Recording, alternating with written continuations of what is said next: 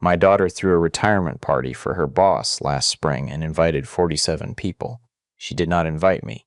When I asked her why, she said, "Dad, these are professionals. You'd feel out of place." On the day of the party, I walked through the front doors of the venue, stepped up to the bar, and ordered a drink, because I own the building. The call came on a Saturday morning in March, while I was pressure washing my driveway in Tucson. I had my old work jeans on, the ones with the paint stain on the left knee that no amount of washing ever fully removed, and I heard my phone buzzing against the patio table. I turned off the washer, pulled off one glove, picked it up. "Dad." My daughter's voice was bright in that particular way, the way she got when she had news she had rehearsed. She told me she was planning a retirement party for her boss, a man named Clifton Baird, who had led her marketing firm for 30 years. Big event. Cocktail hour, dinner, a live band. She had found the perfect venue, she said, the terrace at Sonoran Peak. Do you know it?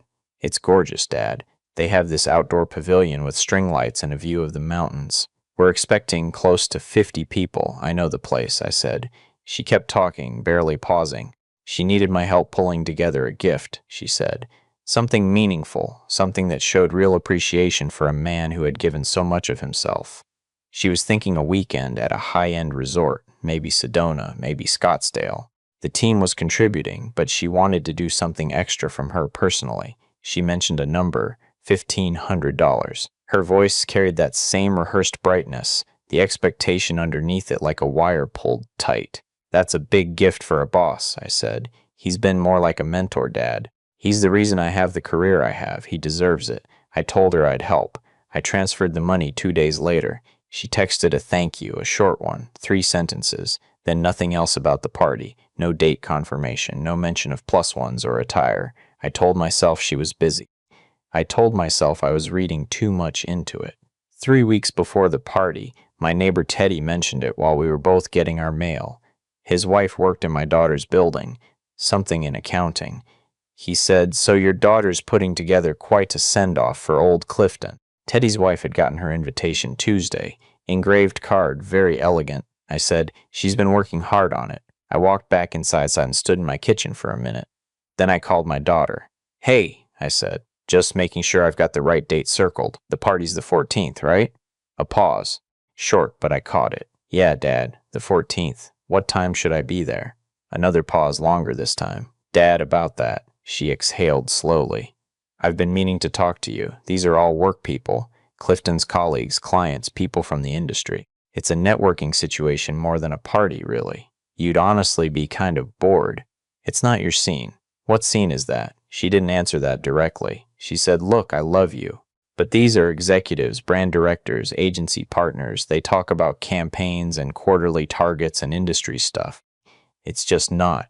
It wouldn't be fun for you." She said she'd come by the following weekend. We'd have lunch. She'd tell me all about it. I said, "That sounds fine, sweetheart. Have a great party." I hung up and stood there in the kitchen where I had eaten breakfast every morning for the past 11 years. Same house I'd bought when I moved to Tucson after her mother passed. Small place, single story, nothing fancy. I drove a 10-year-old Silverado and wore shirts I bought at Costco, and I genuinely liked pressure washing my driveway on Saturday mornings. That was true. All of it was true. What was also true? I had owned the terrace at Sonoran Peak for 7 years. I bought it as part of a portfolio acquisition in 2017, 2 years after I stepped away from the company I had built over 35 years, Southwest Cornerstone Properties. We started with a single strip mall in Albuquerque when my wife June and I were in our early 30s, scratching together every dollar we had after I'd spent a decade doing commercial HVAC installation. We understood buildings. We understood what made them hold value and what made them bleed money. We bought distressed properties, fixed what needed fixing, held what was worth holding. By the time our daughter was in college, we owned 12 properties across Arizona and New Mexico. By the time she graduated, the number was closer to 30. June insisted we live normally, not cheaply. She wasn't talking about deprivation. She meant without performance. We drove ordinary cars. We lived in an ordinary house. We sent our daughter to a good state school, not because we couldn't afford otherwise, but because June believed that a person who grew up surrounded by real money and real work would understand both. We wanted her to earn her own way. We wanted her to know what it felt like to need something and work for it. After June died, I kept the same life, mostly out of habit. Partly because I couldn't see the point in changing, I sold the company in stages, retained a few properties that had sentimental value or strong returns. The terrace at Sonoran Peak was one of them. I'd bought it partly because June and I had celebrated our anniversary there once, years before I had any stake in it, and I liked the idea of owning something connected to a good memory. My daughter didn't know any of this. She knew I had worked in commercial real estate and that I'd sold the business. She didn't know what the business had been worth. She didn't ask. After June died, we went through a quiet period, the two of us, where conversations stayed on the surface. She was grieving, I was grieving. We talked about safe things. When she started at the marketing firm, when she got promotions, when she started dating the man she would eventually marry, I cheered for her and kept the rest of myself private. It was easier than explaining. It was easier than watching her recalibrate the way people do when they find out the numbers. I had not expected her to recalibrate in this direction. I called my attorney the morning after her party call. Nolan Fitch had handled my affairs for 20 years, a quiet man with an office in downtown Phoenix who spoke slowly and billed precisely. I told him everything. He didn't react the way I expected. He was quiet for a moment, and then he said, in that even voice of his, "She doesn't know you own the event space. No, and she told you the party isn't your scene. That's what she said." Another pause. Then, "What do you want to do?" "I want to go to my daughter's party." He didn't argue. He pulled up the lease files, confirmed the event booking was under her firm's name, walked me through what my rights as owner were, which were, as it turned out, essentially unlimited. He called the venue manager that afternoon. Discreetly, "The owner will be attending the event on the 14th. Please ensure appropriate access." The venue manager, a woman named Priya, called me directly the next morning. She was professional, measured, but I could hear the careful way she was choosing words. "Mister," she stopped herself. I had asked Nolan to keep my name out of it until the day. She said, "The owner's representative called yesterday. We'll make sure you're accommodated." I told her I didn't want special accommodations. I wanted to arrive at 6:30, find a seat near the back, and let the evening go where it went. She said, "And if anyone from the event staff asks who you are?" I said, "Tell them I'm the landlord." She laughed, just slightly, before catching herself. I drove to Phoenix the week before the 14th. I hadn't been to the terrace in 2 years, but the parking lot looked the same. The big saguaros along the edge of the lot, the pink gravel, the low adobe walls. I went through the service entrance, the way I always had, and spent an hour walking the property. The pavilion had been repainted, the string lights were new. Someone on their staff had made good decisions. Priya met me in the hallway outside the main kitchen, a composed woman in her 40s who shook my hand with both of hers. She had worked at the terrace for 4 years without ever meeting me in person. "I apologize," she said. "I didn't know the situation until Mr. Fitch called." I told her there was nothing to apologize for. I told her she was running a beautiful property. She walked me through the layout for the event, 51 guests confirmed. Cocktail hour in the front courtyard, dinner at rounds of 8 in the pavilion, speeches after the main course. A band, a jazz quartet, would play from 9 o'clock until 11. I asked about the seating chart. She pulled it up on her tablet and showed me. My daughter's table was near the center. The guest of honor was at the front. I was not on the chart anywhere. I drove back to Tucson that evening and took out the suit I had last worn to my nephew's wedding 3 years ago. Dark charcoal, well cut, a tie June had given me for our 30th anniversary. I hung it on the back of my closet door and looked at it for a while. My daughter called on the 12th, 2 days before. Breezy, casual, nothing about the party. She asked how I was doing, whether my knee had been bothering me, whether I'd watched the game Sunday. I answered everything naturally. I didn't perform, I just answered. At the end of the call, she said, "Love you, Dad. We'll do lunch soon." I said, "Looking forward to it." I pulled into the terrace parking lot at 6:20 on the 14th. The lot was already half full. A valet in a white polo moved toward my truck and then slowed slightly, recalibrating, the way people do when they expect a certain kind of vehicle and get a different one. I handed him the keys without ceremony. I stood in the entrance for a moment. Through the archway to the front courtyard, I could see the event in progress, clusters of people in cocktail attire, drinks in hand, the low, warm light of the early evening falling across the gravel and the cacti. A string of Edison bulbs traced the edge of the pavilion roof. It was exactly as pretty as my daughter had said it was. I straightened my tie and walked through. I found a position near the drink station, ordered a sparkling water, and watched. My daughter was across the courtyard, laughing with a group of women about her age, her hand on the arm of a man in his 60s, who I took to be Clifton Baird. She was animated, happy, in her element. I hadn't seen her like that in a while. The image sat in my chest at an odd angle, pride and something heavier at the same time. She didn't see me. The crowd was thick enough, and I stayed near the edge. At 7:15, the event coordinator announced the move into the pavilion for dinner. People filtered through. I followed at the back, found an open seat at a table near the side wall where two men were already sitting, both of them in conversation and barely noticing me when I settled in. The table had no name card for me. I poured myself water from the pitcher and waited. Dinner moved forward. The food was good. I knew the kitchen here, knew the chef they'd brought in 18 months ago, a man who'd come from a restaurant in Scottsdale with a serious reputation. My daughter would not have known that when she chose the venue. She had no reason to. Between the salad course and the entree, Clifton Baird stood to speak. He was a large man, silver-haired, clearly used to rooms. He talked about 30 years in the industry, about the people who had shaped him, about what he hoped he had given back. He mentioned my daughter by name. "She built something here that will outlast me," he said. I watched her face go pink. She pressed her fingers to her lips. I thought of June at that moment, the way she used to describe our daughter when she was small. She said, "That girl is going to run something someday. Just watch." After Clifton finished, my daughter stood. She thanked the room for coming. She thanked Clifton for everything he had modeled. She talked about the firm feeling like a second family. Then she paused, and with the warmth still in her voice, she said, "I want to thank everyone who helped put this together, who contributed, who believed this night deserved to be special." She looked around the room with an expression that was full and genuine. She didn't look in my direction. There was no reason she would. But the man sitting to my left did. He had been glancing at me throughout dinner with the particular puzzled expression of someone trying to place a face. He leaned slightly in my direction and said quietly, "Forgive me, are you the owner?" One of the kitchen staff mentioned, I thought maybe. I said, "I am." His eyebrows went up. He looked at the room, then back at me. "The terrace is yours?" "My family's, yes. 35 years in commercial property. I stepped back from the business a few years ago." He extended his hand. "I'm Graham. I'm with Meridian Capital. We were looking at some properties in the Phoenix corridor last year. I think your portfolio came up in the research." I said my name.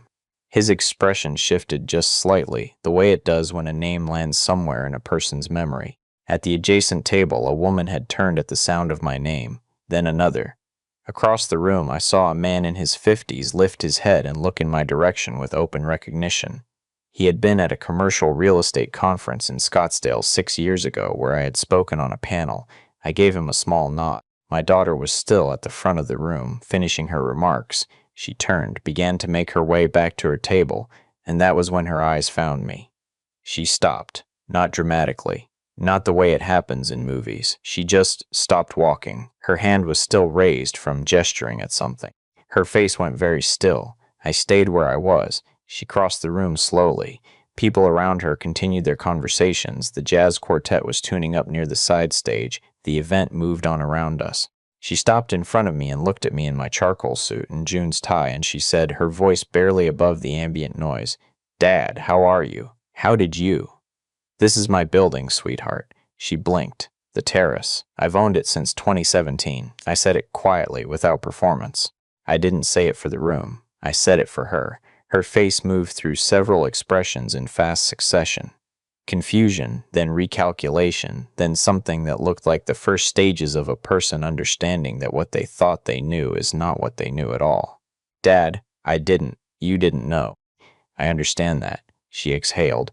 She looked down at the table, at my water glass, at the centerpiece she had chosen, the simple arrangement of succulents in terracotta pots. Then she looked back at me. I thought this was out of your..." She stopped herself. "Out of my what?" I asked. Not unkindly, just asking.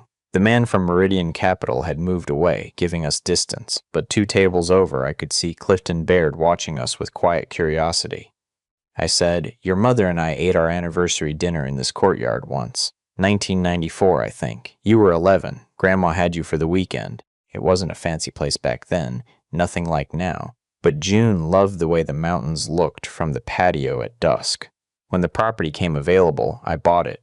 My daughter's eyes were bright now. She was holding herself together, but just barely. Why didn't you ever tell me?" she asked. I didn't answer that directly. I said, "You told me I'd be out of place here, that it wasn't my scene." She flinched slightly. I continued, "I drove HVAC trucks for a decade before I ever bought my first property. Your mother cleaned offices on weekends the year we started the business so we'd have cash flow through the slow months. I've never been out of place anywhere that requires hard work and decent values. Dad," her voice broke slightly on the word. "I'm not angry," I said, because by then I mostly wasn't. What I was tired. Tired of being categorized. Tired of being quietly set aside by the one person I had expected to know me. But anger has a short shelf life for me. It always has. June used to say that was one of my better qualities. I said, "Let's get through your party. This is Clifton's night. Go be where you're supposed to be. We can talk after." She looked at me for a long moment, then nodded. She went back to her table. I watched her sit down, watched her say something to the colleague beside her, watched her straighten her posture and pick up her water glass. She was composed. She had always been composed, that she had inherited from her mother. The jazz quartet played well. I finished my dinner and had a brief conversation with Clifton Baird when he made his way around the room.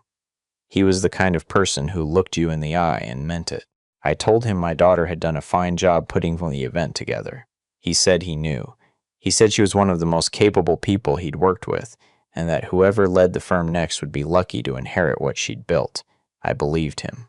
At 9:45, the party was winding down. I found Priya near the entrance, thanked her for the evening, told her the kitchen had been excellent. She shook my hand again and said quietly, "I hope it went the way you needed it to." I said I thought it had. My daughter caught me in the parking lot as I was waiting for the valet. "Dad." She was still in her heels, her jacket over her arm, the June warmth gone from the air now that the sun had been down for hours. Tucson nights drop fast in spring, even warm ones. She said, "I need to say something. Go ahead." I was embarrassed, she said. "Not of you. I want to be clear about that. I was embarrassed that I didn't have a father who would fit in with these people, and that's so much worse, isn't it? Being embarrassed about being embarrassed."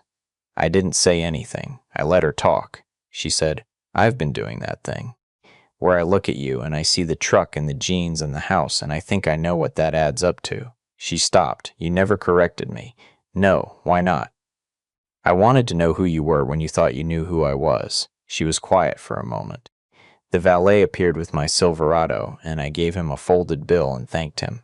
I walked to the driver's side door and turned back to her. "Come to Tucson this weekend," I said. "Bring your husband. I'll make dinner. I'll show you some things, some files, some history, some photographs of your mother you probably haven't seen in a long time. We can start over with the full picture." She pressed her fingers to her eyes briefly. Then she nodded. She came Saturday. She brought her husband, a quiet, steady man named Paul, who had always treated me well, and I thought again that she had made a good choice there, even if he didn't know it yet. I made pot roast, June's recipe, the one that takes all afternoon. We sat at my kitchen table, the same table where I'd eaten alone for 11 years, and I opened a box I had never shown her.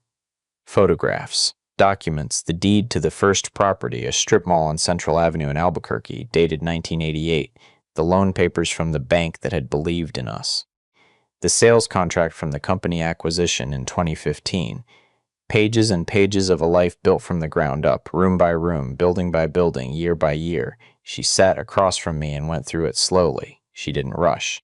Paul sat beside her and didn't speak much, but he read what she put in front of him, and his expression was something I hadn't seen before, a recognition that the man at the head of the table was not the man he had assumed. "Mom knew all of this?" my daughter said at some point. She was looking at a photograph of June and me at the groundbreaking for our first major office complex. June had her hard hat on sideways, laughing at something off camera, every bit of it, I said. She built it alongside me. She touched the edge of the photograph. She said she never said. That was who she was. She didn't think any of it made her more interesting. She thought what made her interesting was how she treated people. My daughter looked up at me. I said, "That's what I've been trying to figure out, whether you learned." She was quiet for a long time. Then she said, "I don't think I had, but I want to."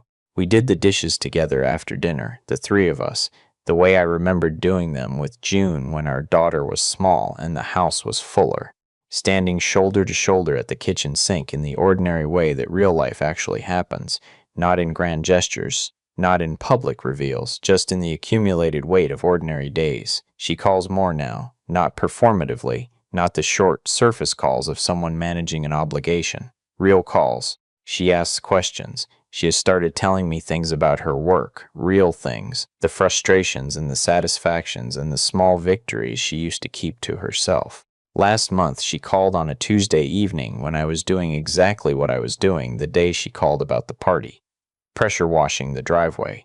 I turned off the washer and answered, and she said, "I've been thinking about what you said, about figuring out who I was when I thought I knew who you were." I said, "And I think I've been doing that with everybody," she said, "looking at people and deciding what they add up to before I actually know them." She paused. "I don't want to be that person anymore." I told her I didn't think she was, fundamentally.